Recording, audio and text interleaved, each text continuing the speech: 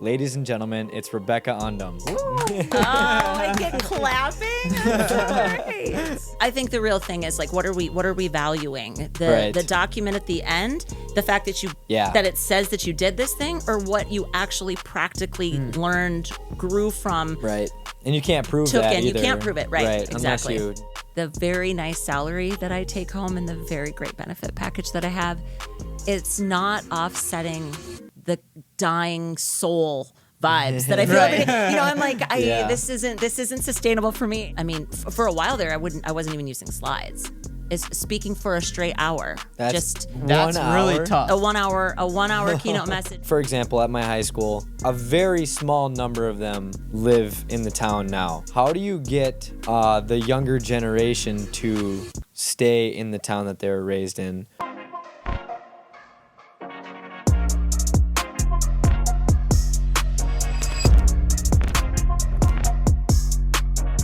Welcome back to the Beyond the Spotlight podcast, hosted by myself. My name is Jack. And I'm Aiden. Today we have Rebecca Undem here with us. Welcome to the show, Rebecca. Thanks for having me, guys. Of course. Thank you to the sponsors. This episode is brought to you guys by All Soccer Meats, Woods and Irons, Digital Guru, and Giant Snacks.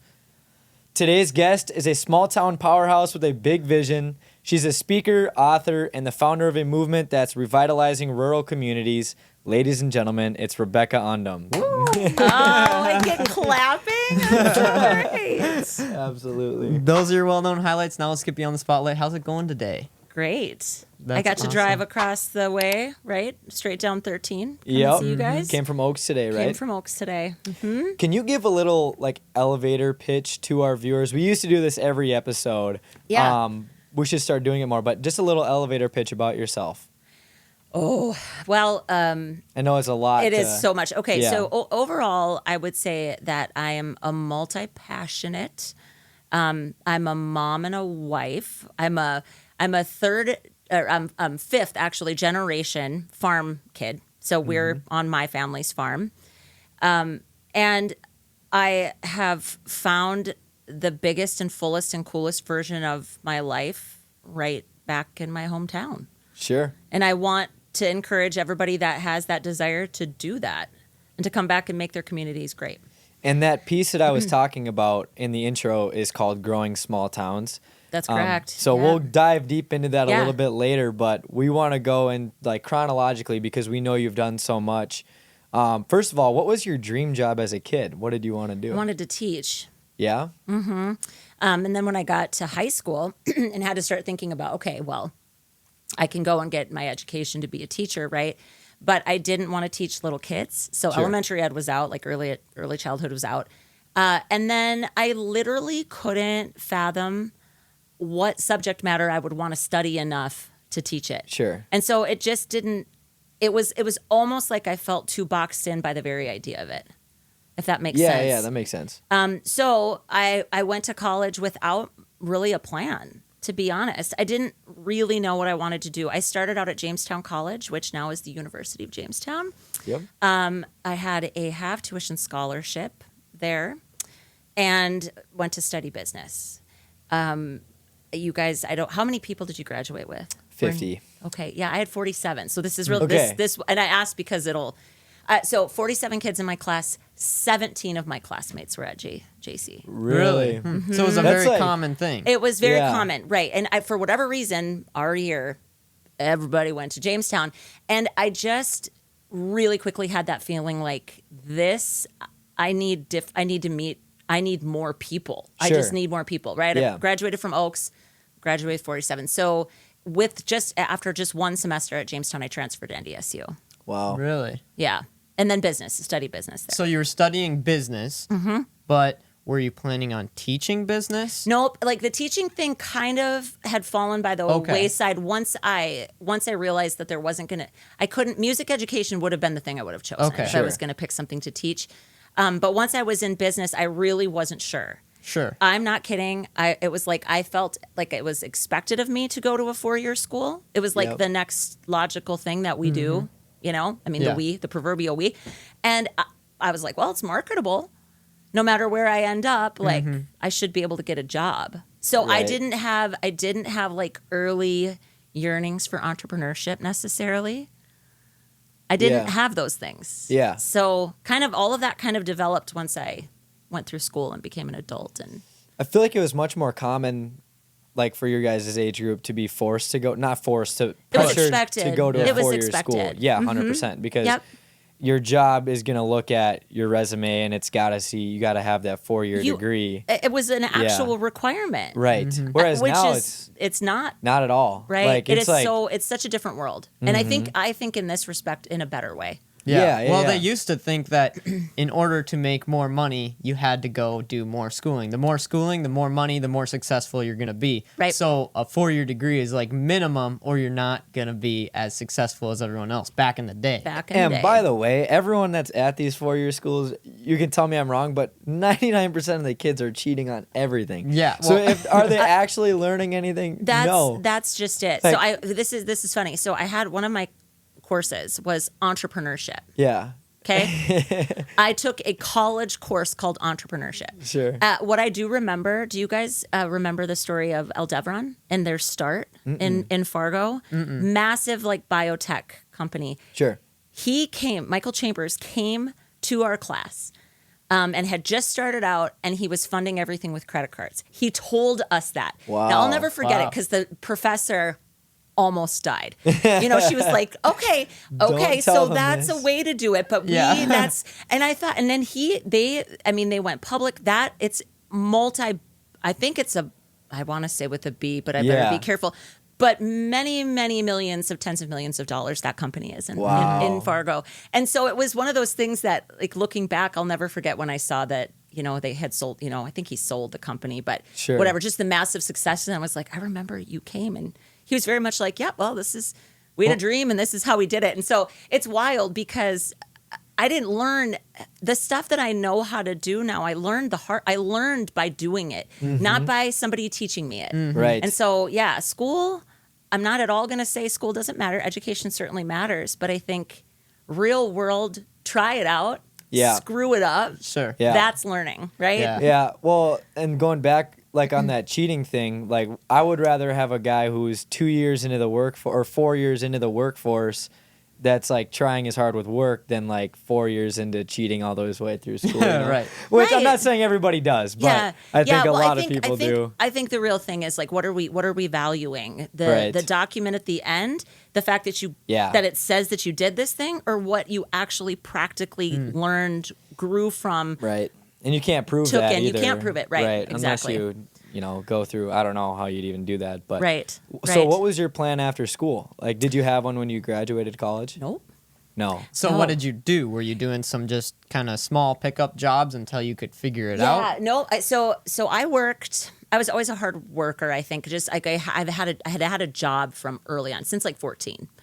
So when I was a senior in college, I ran a cosmetics counter at like now Macy's. Right? Okay. It was different. It was called something different then. Sure. But I ran that counter, managed the staff. So I knew, like, from that experience, I didn't love retail because I didn't love the hours of retail. Like, that was something I was like, oh, I don't want to Yep. do this forever. I probably could have had some upward mobility within that department store kind of chain, but I was like, I don't want to give up every Thanksgiving and I don't want to do yeah. this like these hours for the rest of my life. So I knew I liked management, and I was like, okay, we're gonna see. So I like immediately, literally took out the classifieds guys that used to. That's how you'd find jobs Yeah. in the Fargo Forum, right? They had Sure. a whole classified thing, and I just started applying for jobs. The job that I got was in banking. Okay. So like Justin. Yeah, both I started in know. banking. It is. It's wild. And so started out kind of in the back end of the bank, so doing processing work and mortgages. Yeah. Then really like got kind of obsessed with mortgages, and I became a banker. Became an officer. Like climbed. I'll just say like climbed the ladder within. And I was young. It was great. But quickly I also then started getting this opportunity to go to seminars, right? All sorts of stuff. Sometimes it was banking related.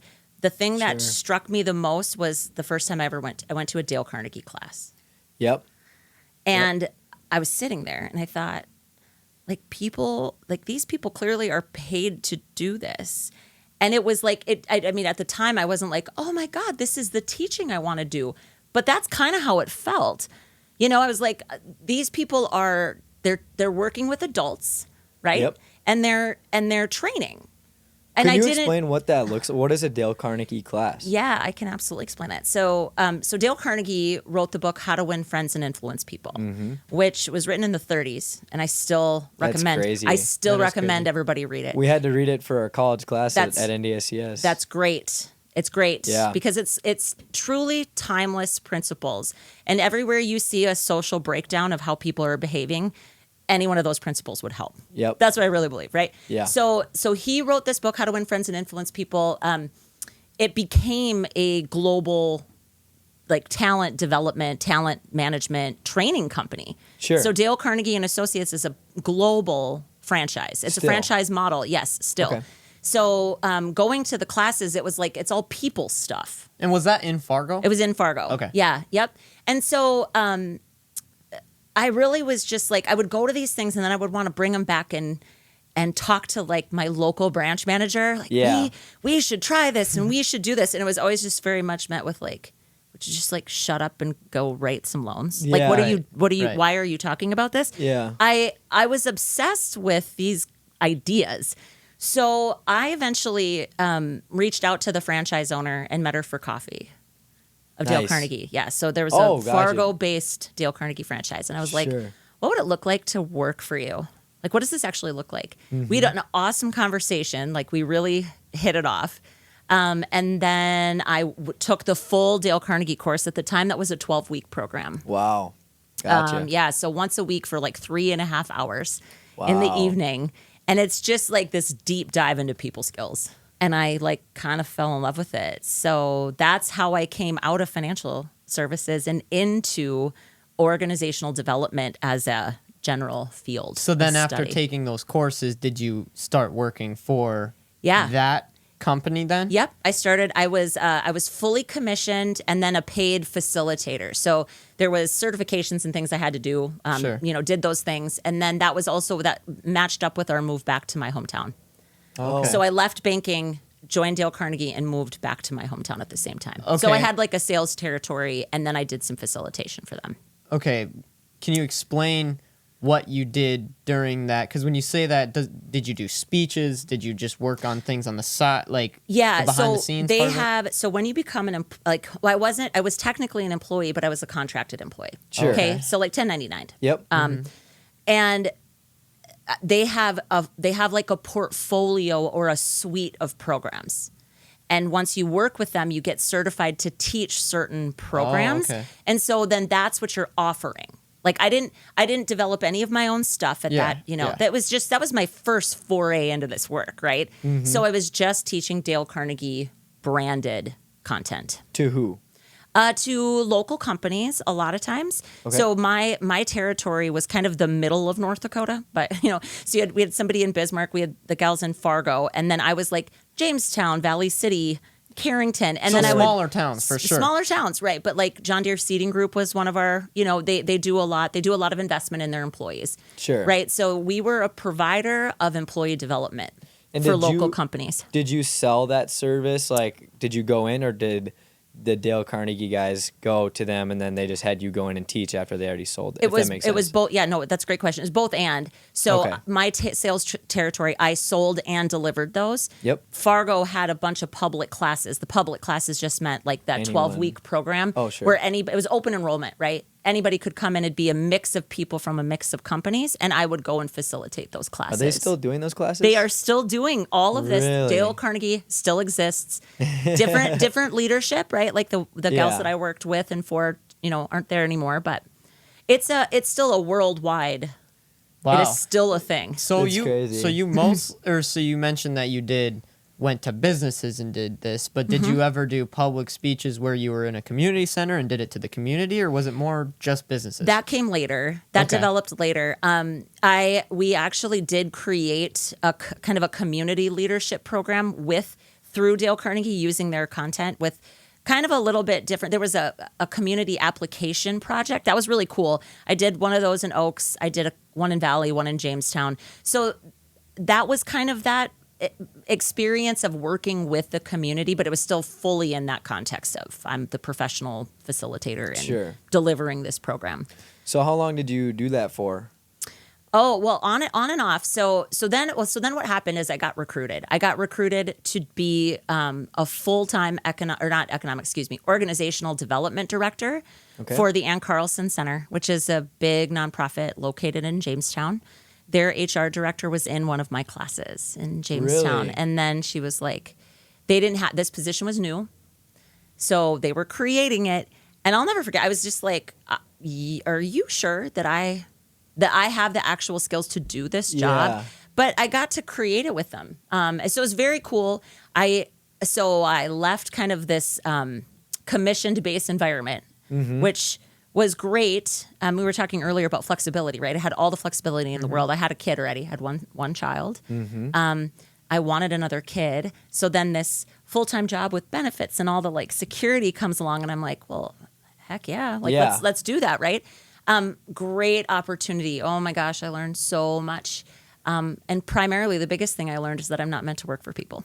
Sure. So how long did you work there then? Almost 3 years. Okay. Yeah. Okay. Almost 3 years. And then when I left that job, that was in 2013, and I haven't worked for anybody since. Wow. That's a goal of mine too, is to never work for someone the rest of my life. But you can get there.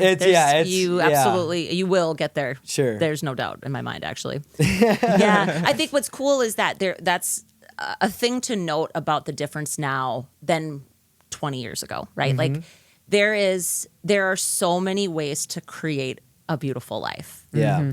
You know, and you need initiative and you need grit. You need a true open-mindedness. Yep. But you also need to be coachable. Like you need to be willing to get help. Like those are things. But if we nurture those things, people that want what you want will get it and can get it. Yeah. And it's really cool. We were actually talking about this a little bit yesterday, but I think nowadays a lot of our generations want to be entrepreneurs, but they don't understand the work that it actually takes. But I think it's easier to become an entrepreneur today because of the resources that are out there. Everything's online. 100%. You know? But then not everybody actually understands what it truly does take to get there. It is still an internal personal journey. Yeah. I mean, it is. Like there is a lot you have to develop within yourself to actually successfully be a business owner. Yeah. And when I say successfully, like make a living out of it, right? Right. I mean, and so you're right. I think there's this kind of cool factor with it. It sounds really cool. Right. Yeah. You know, like, because flexibility comes, but not right away usually.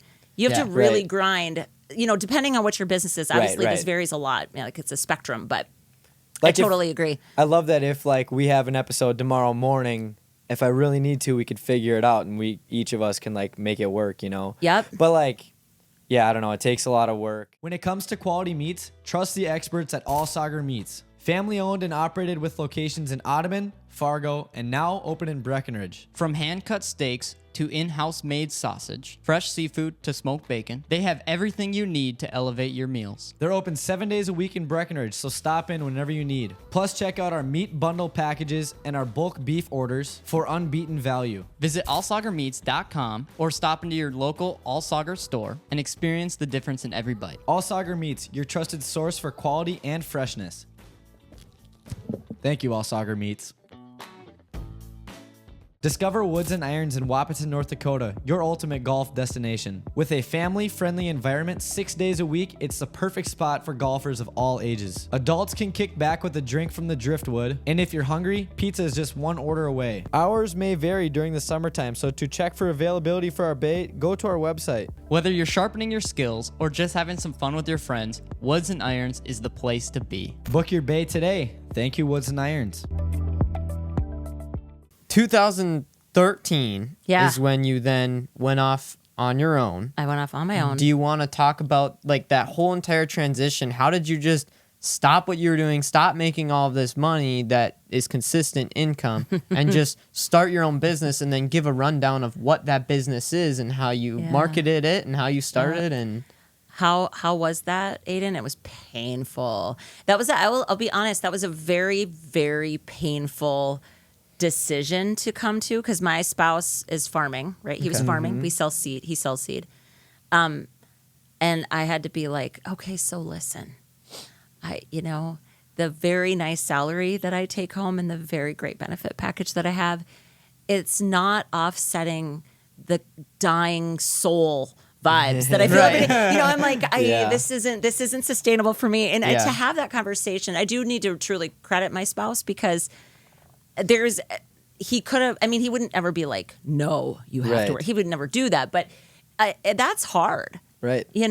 And so the truth is, I had been blogging back when blogging was, like a little bit more popular, but I was blogging and I had started, and I could sense that writing was something that I believe that I could potentially pivot that into. I had a little bit of an audience, right? So I had built some of that up before I just like cut and run. Sure. The truth is, I went back to Dale Carnegie.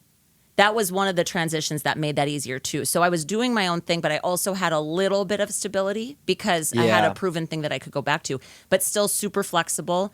Gave me all that time, the space to build my own thing kind of in the nooks and crannies of that, right? Because it wasn't full-time employment. So you had the same position Yeah. as before. Yep. Okay. Yep. And I then you just also seamlessly started. came right back to them, which was great. So what did you start building outside of the Yeah. Dale Carnegie job? So initially, I think it was just like I felt this compulsion to like train and work with people, and Yeah. the hardest thing at that point was trying to determine the audience that I really wanted to serve. Sure. And because I was a young mom at that time, young moms seemed like who I wanted to serve. So I wrote a book in 2016 called How Mommy Got Her Groove Back. And all of that, all of that was great. And again, it just built on every single thing I did. Every time I spoke, or every time I did a women's retreat. All of those things just like ladder up, and you learn about you learn about where you fit, you learn about how the value that you're trying to bring to the marketplace, where does it fit, who wants to pay for it. There's a lot of factors. Yeah. Because I'm also selling something that you can't touch. Right. Yep. I'm selling development. Yep. Like it's hard. It's a hard gig. Yeah. It's hard to market. It is very hard to market. How do you say, come pay me X amount of dollars I'm for gonna me help- to teach I'm going to help you people- get better. Right. Yeah. Yeah, it's like that nebulous. Yeah, it was hard. And I stumbled and fought, and I hired coaches. I hired people to help me. I hired a speaking coach, worked with a speaking coach for an entire year. And once I did that, and she was like, you are ready to speak on a stage and charge this much an hour for it. Wow. That was a big deal, right? Yeah. Because then there's every conference, and every single speaker. It's super interesting, and I've been a speaker for a long time, right? Like an actual keynote speaker. And as Growing Small Towns came along, that dovetailed into other opportunities with that too, which is really cool. But once I did that, I was like, there was kind of a clearer path to marketing. And then blogging, or doing, like I did a whole year of weekly Facebook Lives. Speaking of like just all the different kinds of content that a person can create. Yeah. That was my marketing for that chunk of time. Sure. And, so then it's like all I had to do was show up, have a point of view that aligned with what I'd be speaking about. And then people find it. They either like it, they don't. It's amazing how probably right now there's thousands of conferences happening. It's crazy. There's like thousands Yeah. of events that a person Yeah. could be speaking at right now. Right. So that it became this whole world that I didn't really Sure. know about or think about. One that you spoke at, I believe, was an event that I bring up on this podcast quite a bit, or that I've talked about.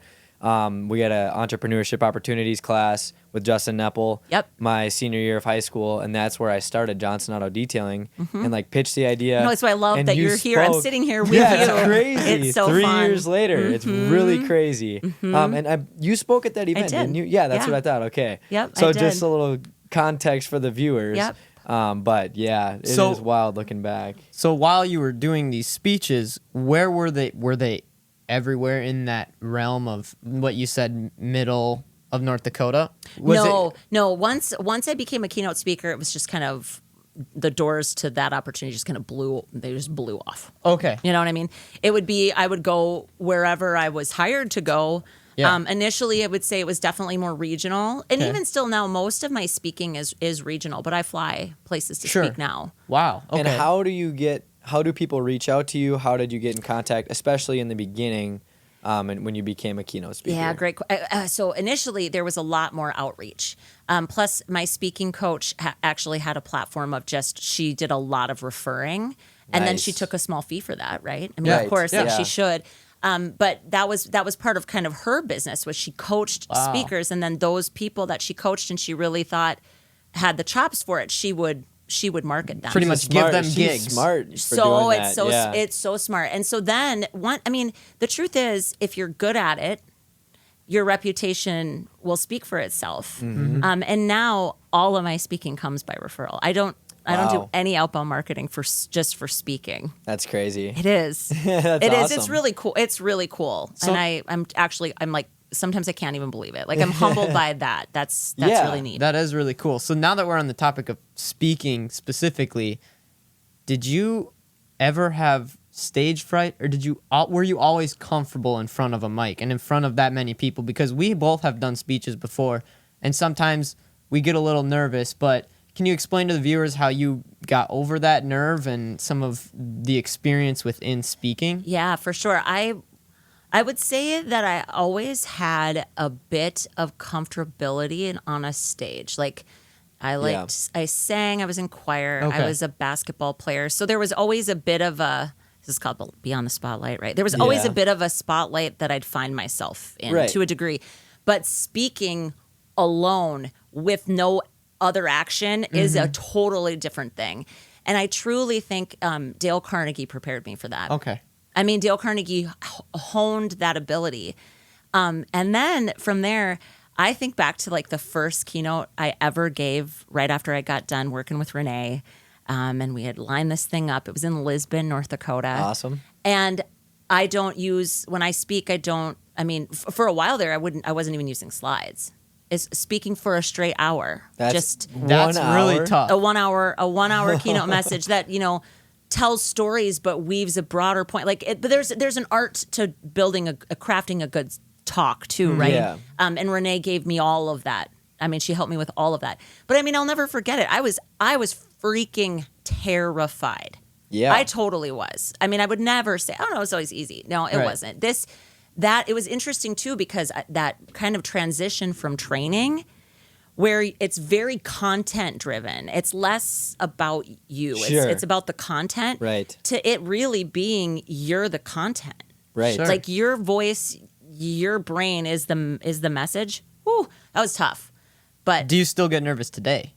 I get a healthy level of nerves, I think. Okay. It's more anticipation. Sure. Yeah. I usually now, truly, guys, I go and I'm always just so honored to be there. Sure. Yeah. And you're excited to do I'm it. truly excited. I try to go early and stay late. That's kind of my thing. So like meeting people ahead of time. And then when I'm up there, I'm literally looking into the eyes of people I already talked to. Yeah. Yeah, it makes it easier. Yeah. people are just people. Right. Right. Yep. And so my style is really conversational. I inject a lot of humor. Like, I think the things I want to help people get better at are really important, but we should still have kind of like fun while we're doing it, kind of a Yeah. thing. Sure. Yeah. So that's the long answer to your simple question. Do you say like the same things every time? And how many speeches do you do per year right now? Okay. Well, if I think Roughly. if I think about how many I did last year, it was probably like 30, Okay. something like that. Yeah. It's a lot of Having speeches. having a Main Street business right in Oaks, and a facility that I own and I have to like take care of, it doesn't limit me. It's blown my life up in amazing ways. But I think there's also that balance, right? And then I also have 3 kids. My kids are, Yeah. I've got 3 kids that are just peak busyness, and so Yep. a lot of limits to my income earning is choices, right? Like lifestyle choices and family choices. Talk to us about growing small towns. Okay. Okay. So There we go. growing small towns was truly born out of a bit of this desire to bring the awesome things I was able to take out on the road and have a place and a way to give them back to my own community. Because it was always kind of weird to me that like I never had a job that was anchored in Oaks. The whole time I'd been back there, right? Yeah. Dale Carnegie was all outside of Oaks until I did that one community leadership thing, right? Yeah. Other than that, like, it was almost like people didn't believe I worked, right? Sure. I worked at home too, which is I was way ahead of the curve on working from home. Right, yep. I was a remote employee from the moment I moved back in 2008. Wow. Which is weird, Yeah. right? Uncommon back then. Very, Yeah. right. And so it was really born out of that desire. And it's two things, right? It was that I wanted to be like, I want to bring the great people I have met, the great idea, like the thought leaders that I know, the cool people that I've met all over the place. I want to have the people here benefit Right. from that. That was one. And then the second thing was just this building. This Sure. building at 510 Main Avenue in Oaks, North Dakota. Awesome. And that building was your dad's? Grandparents. Grandparents. Okay, and then what did you convert it into, and what business is running out of that now? Yeah. So, so in like 2019, this building was mostly vacant. It's right in the middle of Main Street. You guys need to come and see it, by the way. Yeah, I've never been to Oaks Yeah. before. Okay. Well, we need to fix that. we just need to fix that. Yeah. So mostly vacant, 8,000 square feet. Wow, It's big. It's a big building. that is big. And once I started feeling like I want to do something in this space, and I felt like I wanted kind of a mixed use training and like I wanted as a speaker, right? I was used to going to small towns, and I always joke. I was like, sometimes, I'd be like speaking in the basement of a dark VFW, and I'd have Yeah. to bring all my own stuff. I had to bring my own projector, I had to bring my own speakers, like.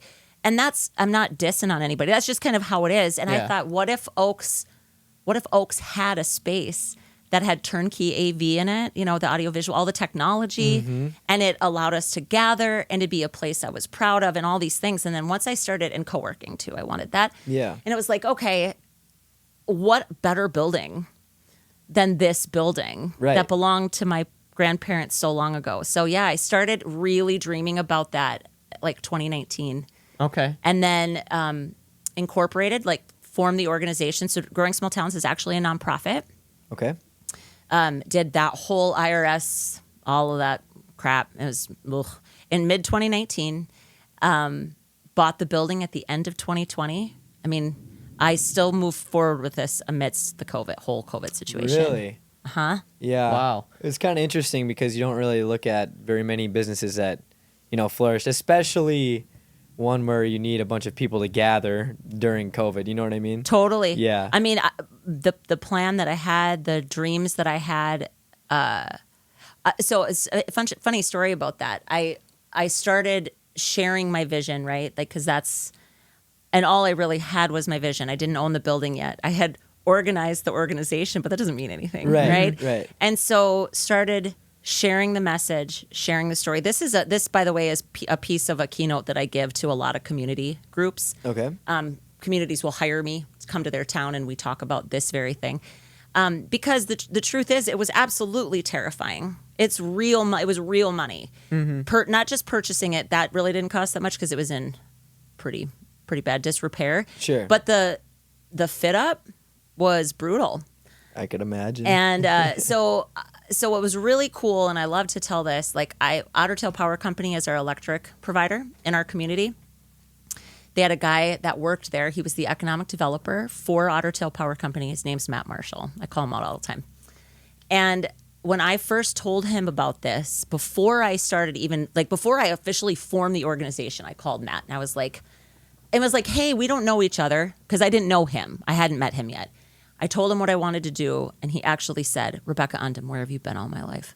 And I was like, you like it? He was like, yeah, no, I've been waiting for somebody like you to come along. That's amazing. So it's so cool is that due to that connection, due to his belief in what I was doing.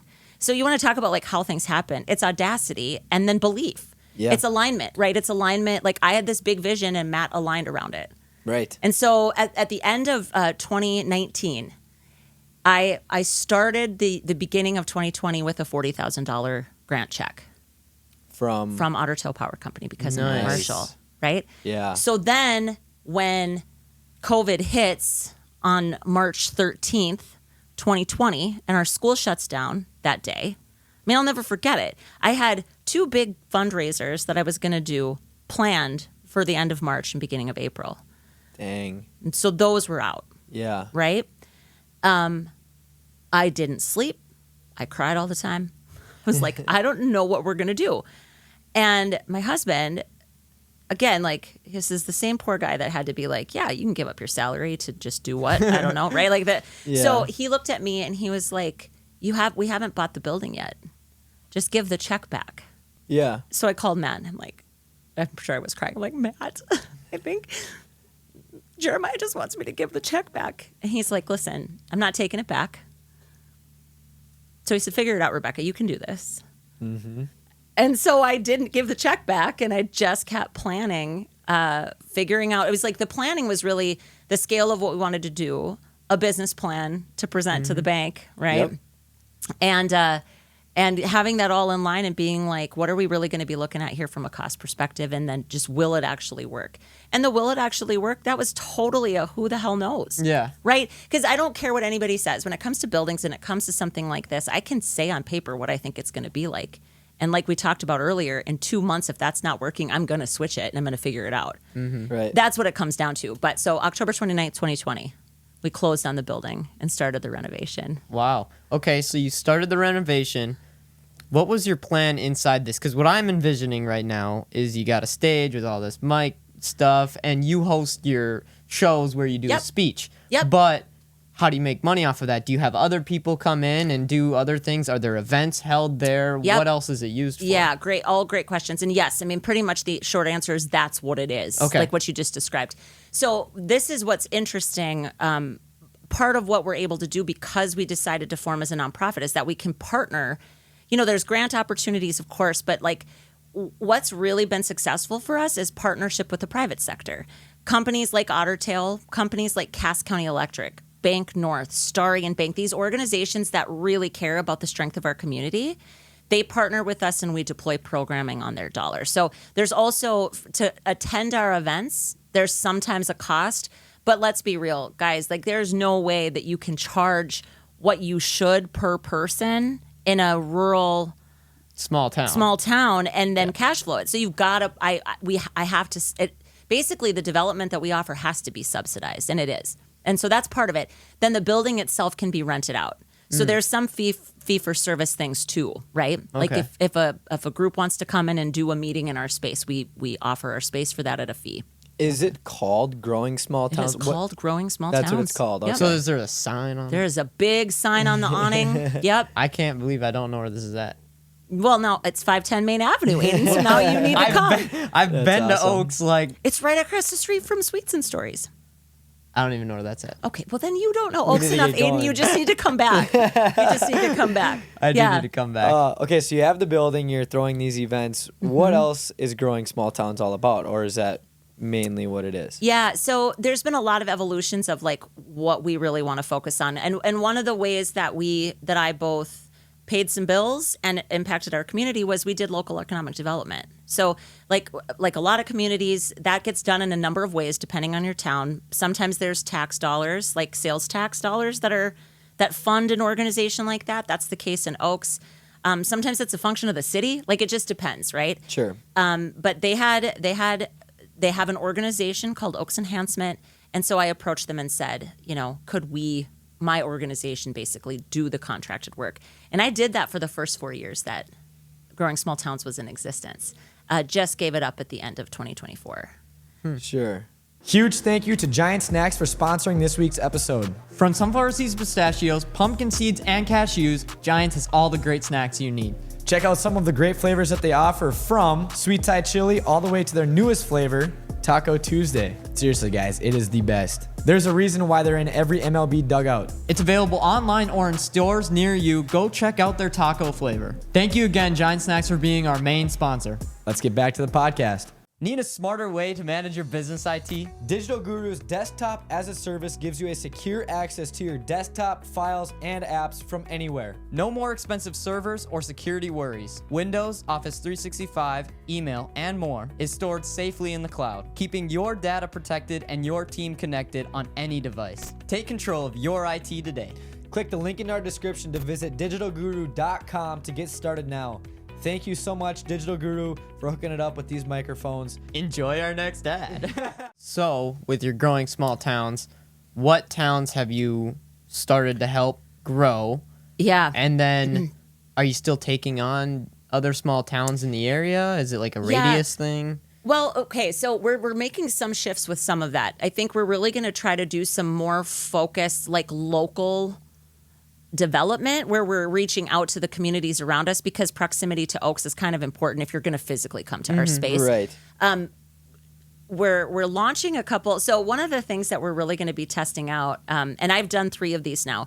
When we launched Growing Small Towns, I introduced the concept to people basically with a bus tour. So I rented a bus, and I partnered with Microsoft out of Fargo. And again, it was a person at Microsoft. So when you say something like Microsoft or Ottertail, it's a person in those organizations that's like, I love this, we're in. That's how it went, right? And we filled that bus with Fargo people, and we brought them down. We brought them down. We went to Nome Schoolhouse just outside of Enderlin on our way to Oaks, and then we ended at our facility. So we showed off our facility. And that's something we're really going to be kind of hopefully expanding on, like the bus tour idea as a way to give people this like really cool experience. How do you sell that? Like, how do you get them on the bus? Well, ours were all, they weren't, I wouldn't say self-serving is not the right word, but they were mostly were all marketing, right? So every year we had a different theme of things that we were trying to accomplish, and like, what's the point of being on this bus? So it was all word of mouth. All word of mouth. Okay. And then what was the point of the tour? What is the point of the tour? Well, the first one was what does it look like for Fargo and the outlying rural areas to work more collaboratively together, like with smaller rural town. urban collaboration. Okay. And then why would someone want to go on the bus? Just playing like the other side. Yeah, no, you're great. I mean, again, so that was a one-time deal, but like there was people on the bus. So here's a clear crystal example. What we talked about were there's a lot of organizations in Fargo that have outreach requirements to small towns, and they weren't in my town. Really? So it's like, okay, Job Service of North Dakota. We used to have a person like in that role in Oaks, but as these statewide agencies adjust and shift and downsize, cut positions, what have you, suddenly they're not coming to Oaks at all. Well, now every month, Job Service comes to Oaks. Sure. Right? The Small Business Development Center. That's another one. We're talking about Justin Epple. He used to be an SBDC advisor, right? And then they were like, oh, we don't need a dedicated person out there. Well, so now the closest one's in Fargo, right? And so that guy was on the bus. I was like, you need to be coming down here. I see. Bio Girls is another example. Like, they're chaptered out of Fargo. Their sites. And we didn't have one, but I said, you should come and check out this community, be a part of this bus tour, learn who we are. And then after that, we ended up starting a site. We became a site. Sure. So it was things like that. And that was just initially to kind of introduce me and Oaks and the town, or, Growing Small Towns as an idea. But it's really fun. So your question, Aiden, was about working with communities. Primarily the way we work with communities is we go in and we do like a speaking engagement or like, shorter, smaller event. And I challenge them through the proven things that we've done in Oaks to think differently about how to help their communities. So then if I'm a small town and you come to me, I'm essentially going to learn how to grow, look at it in a different way for one, but then grow, would you say grow businesses, grow the personalities of people and how they look at the small town? Is that what you're doing? Yeah. So there's specific things. So it's interesting because, the word grow, most of the time to people, it's like, oh, we're growing population. Yeah, well, that's what I think of. Like maybe that's a result. But for us, we believe, like a core foundational belief for us is that when people get better, everything gets better. So how do we work with it? Like the idea of upskilling everybody in a community. So I am hell-bent on helping more communities be entrepreneurial in the way that they think about things. I don't care if that means it results in them starting a business. But like everything your town has was an idea at one point. Right. And we need more people feeling free for whatever the barriers are that's holding people back from like dreaming out loud. We want to like smash through those barriers. Sure. Sure. Everybody should be thinking, Yeah. So that's a lot of what we do. So that's a mindset thing. So growing businesses.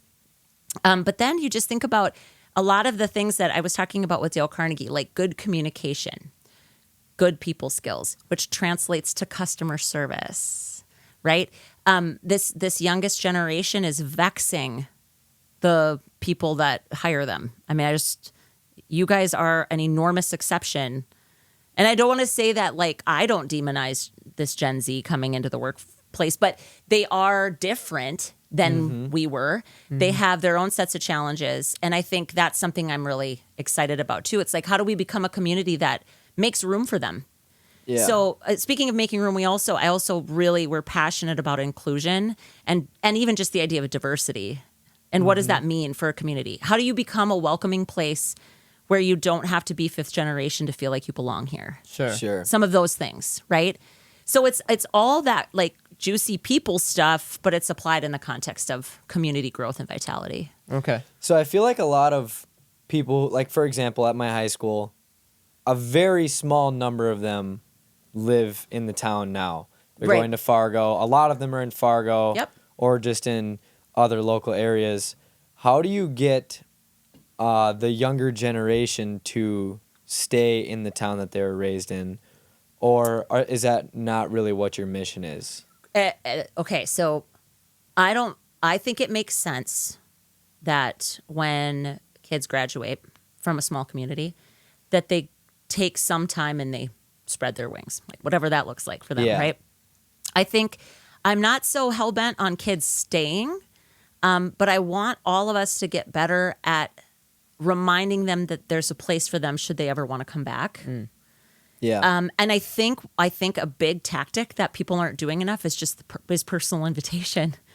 You know, if these kids are going off and they're getting specific skills and the gap of that skill set exists in your community, why are you not literally calling them and saying, Jack, what you do, we need? Sure. Have you ever thought about coming back here? Have you ever thought about it? Like there's a place for you There's a place for you here. We actually need your skill. Like, have you thought about it? And once you start doing that, you're going to find that oftentimes there's people. And the other thing, too, I think just at any given moment, there's a ton of people wishing they could come back or wanting to, but just they either don't think it's possible or there's some other barrier. Yeah. And we just need to get better about making sure they know it. Because I'm telling you, when I graduated, it's not like anybody looked at me and said, there's not a place for you here. But I sure as heck didn't believe there was. Sure. Yeah, I got kind of a tough one for you. So I like a tough question, Aiden. So what you do is difficult to scale. Like when, for example, Jack details cars. It's very easy to see how many cars he does a day. It's very easy to see how many he does a year. He sees it. It's scalable.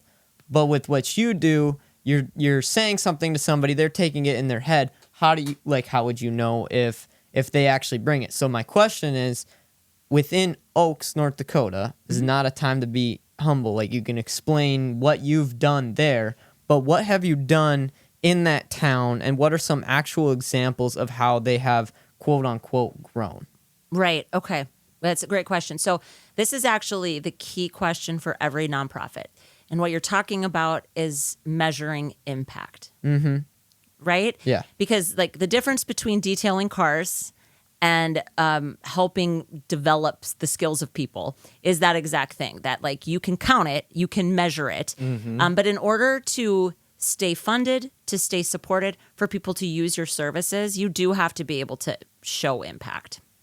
So, and this is still a developing thing, because this is something I think communities need to be thinking about.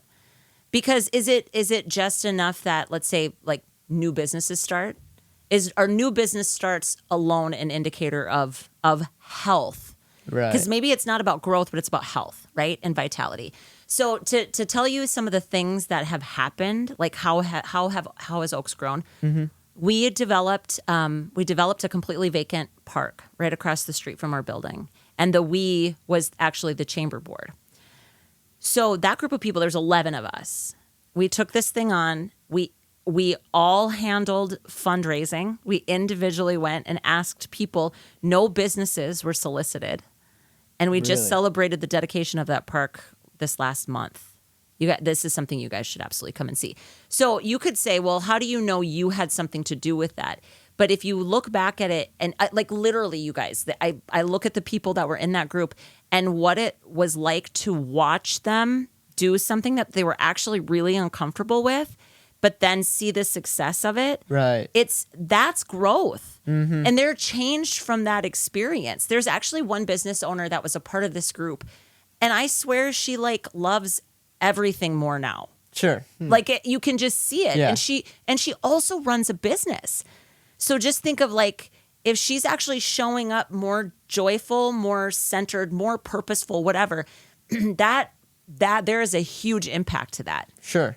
So has there been any businesses that have come or I guess towns you could say, that have come, done your program necessarily, and then called back and said, hey, since we've been to this, we've been doing so much better. Everyone seems happier. Like, Yeah, all the time. that's awesome. Yeah, it's also through the podcast, right? Because that's a way that you can spread good ideas. Okay. You know, that's what podcasts are for. It's a way to share good things, whatever it is that you're doing. And so we share, we bring all sorts of different guests on our show, right? And I've it's 5 years that I've done it. So it's like an anchor of what we do. But just diving into like who the person is and always with that idea of what are the takeaways that we could all take from their experience and apply in our own community. And usually it's things that we aren't comfortable doing or isn't really the way we've always done it. Yeah. So it's asking people directly, you know, so we have a baker. Well, she's a chef actually. I invited her to come back and she came back. Wow. And I tell this story all the time. Like, I met her and I recruited. She worked for Burn Bombs in downtown Fargo, which is a really cool restaurant that's not open anymore now. But like, she was working there. She had a great job. And I was just like, did anybody ever talk to you about coming back? Like, she was a graduate of ours. And she, again, this was back to that, like, we needed somebody that knows how to make stuff. Yeah. And she was like, I don't really know how to run a business. And I'm like, but there's a bunch of us that do. Yeah. And we can help you. So that's kind of like the agile community development way of thinking that I think is different. And I think there needs to be some room for that. Sure. And that seems like it's very rewarding too. Oh, it's awesome. Yeah, Like, it's this is a fantastic. big difference. This Yeah. like fits exactly what you want to do. Yeah, exactly. It's been really, really special. I will tell you, like, there's some downsides. Public sector work, I think kind of doing anything where you're working with the public, it can be brutal at times. Sure. Like, I don't know if we especially have any haters, but there are definitely people that don't like my approach too much. Sure. They wish that I would just like quit trying to change things. It's Yeah, kind I of know what what it you comes mean. down to. Like, Yep. I think that's what it bumps up against. They think that I'm just pushing change because I've got nothing better to do. But it's like, so those are things you've got to balance out a little bit, and that can be hard. I think that mindset is super common in small towns too. Oh, It yeah. can Usually be, the that kind of usually an older resistance. generation, yeah, with that resistance. So it's like Mm-hmm. your target market is like also like one of the toughest things for you. Totally. Too. So why is it important to you to grow small towns? Like why do you have that passion? Well, I mean, I think honestly, guys, I'm there. That's Yeah. where I'm at. I think about this a lot. Like, is this gonna be my lens for the rest of my life? There's no way I can answer that. Sure. But like, I needed to build this space. I needed it. I needed a place like that where I could bring people to it. It has completely changed my life. Yeah. And so I guess the way I feel about it is like, if we want our communities to thrive, get better, grow, all of those things, we need to be able to recruit back talent. And so I think all of us need to be thinking about, so what does it look like to be a welcoming place? You know what I mean? Because I don't, again, if like the only way you can make it in a small town is if you're from there, you know, multiple generations, there's no chance. There's no hope for any of us. It's going to Right. die. It is communities will die. And I'm not out here saying that I'm going to help you save your community. You're going to save your community. But I absolutely want to be I'm a cheerleader. I'm an encourager. And I'm going to come at it from the perspective of it's about the humans that live there. So let's help them either, you know, there's a lot of mindsets that have to shift if anything's going to shift. That's just Sure. facts, right? Sure.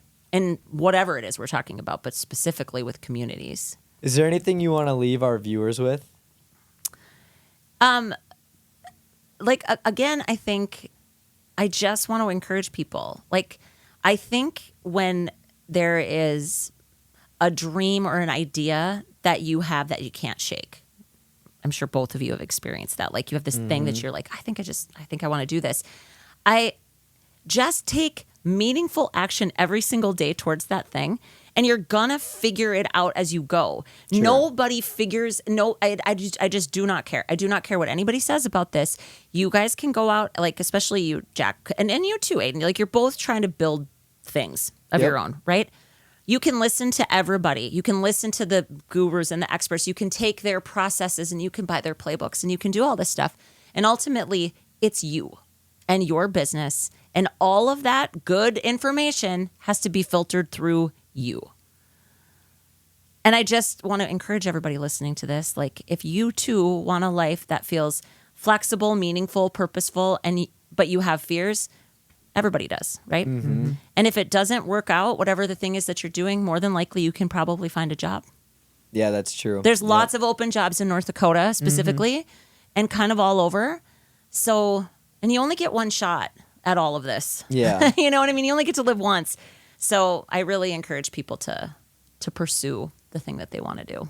Yeah, that's awesome. Well, we just want to thank you for coming on today. We learned a lot. I hope this was influential to our viewers, and hope people who have a vision someday chase after that dream and go after what you described earlier. But yeah, thank you for coming on. Thanks for having me, guys. One thing we do at the end of every show is we'll give you a bag of these seeds. Fantastic. We got some taco ones over there, so we'll get you a taco flavor. Fantastic. Thank you, Giant Snacks. And thank you guys for watching the Beyond the Spotlight podcast. Don't forget to like and comment and subscribe. We'll see you next Monday at 6 p.m. Peace. Peace.